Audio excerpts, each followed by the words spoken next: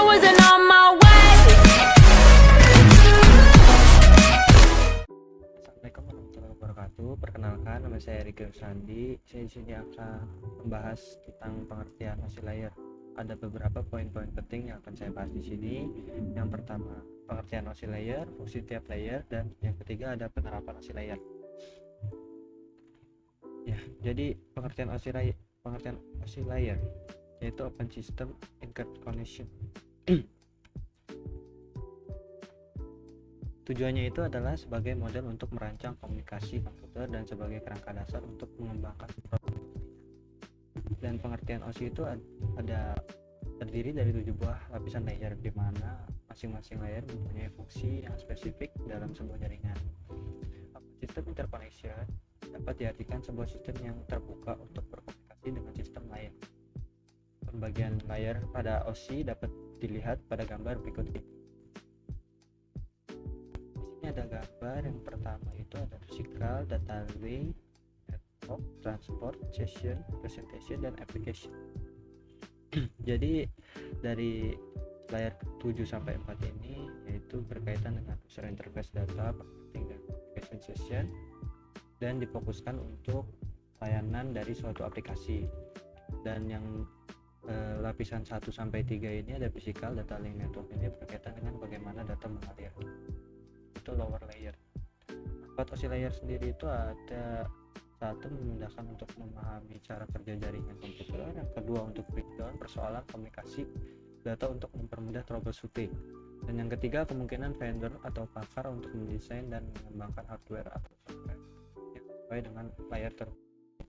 Yang keempat, menyediakan standar interface bagi pengembang perangkat yang melibatkan si vendor.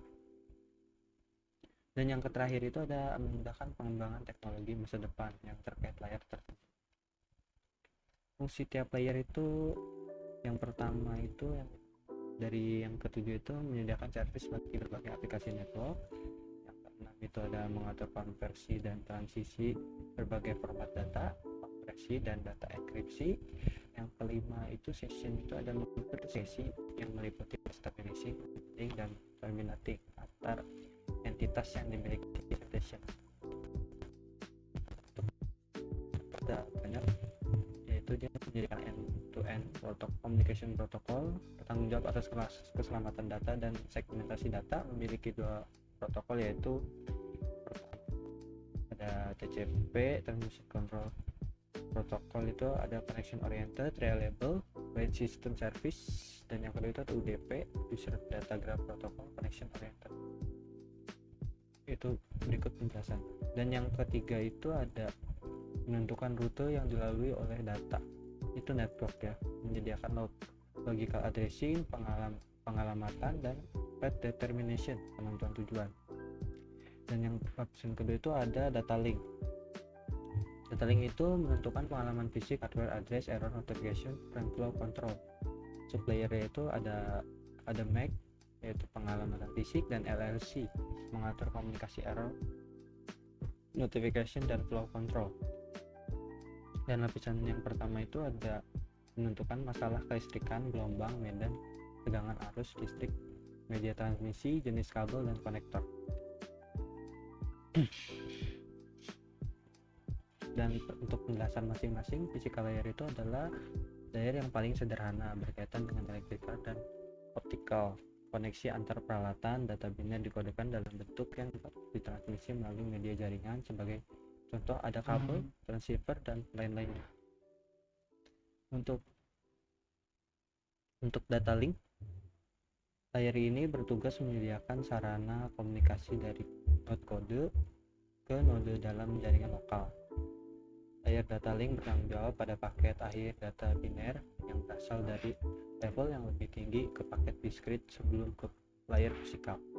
Ketika layer data link menerima message yang akan ditransmisikan, layer ini akan membentuk message tersebut menjadi unit-unit yang lebih kecil.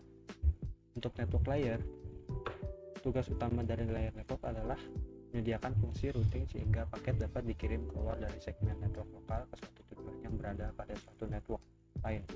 IP dan ada IP internet protokolnya itu umumnya digunakan untuk tugas tugas ini, yaitu beberapa fungsinya itu ada 4: membagi aliran data biner ke paket distrik dengan panjang, deteksi error, bagi error dengan mengirim paket yang rusak, mengendalikan aliran. Terakhir, untuk transport layer itu berfungsi untuk memecahkan data ke dalam paket-paket data atau identitas ke paket tersebut sehingga dapat disusun kembali pada sisi tujuan setelah diterima. Mengapa sebuah data pecah menjadi paket?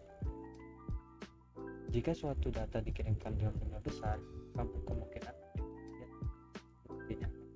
media transmisi sehingga data yang lain tidak dapat memakai media tersebut sampai data tadi selesai ditransmisikan. Untuk session layernya, layer session itu sesuai dengan namanya ya, jadi sering disalahartikan itu sebagai produser logo pada network dan berkaitan dengan keamanan.